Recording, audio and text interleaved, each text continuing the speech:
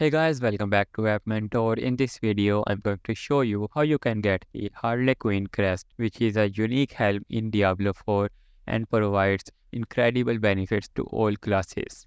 To get your hands on the Harlequin Crest, you will need to focus on specific activities such as participating in world events like gathering legions, slaying world bosses, and running nightmare dungeons. You can defeat endgame bosses like Durial, King of Maggots, and Echo of Lilith. However, keep in mind that obtaining the Harlequin crest from these bosses is not guaranteed and may require multiple attempts. If you are going to fight Durial, make sure to collect shards of Agni and Mucus Lick X by defeating Gregar and the Echo version in World Tier 4.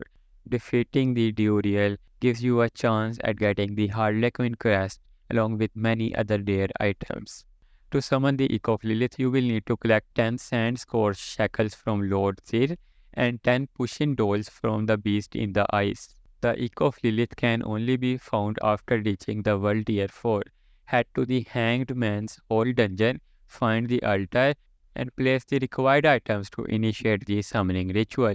And that's it for today's video on how you can get the Harlequin crest. If this video is helpful to you in any way, please hit that like button, subscribe to our channel, and thanks for watching.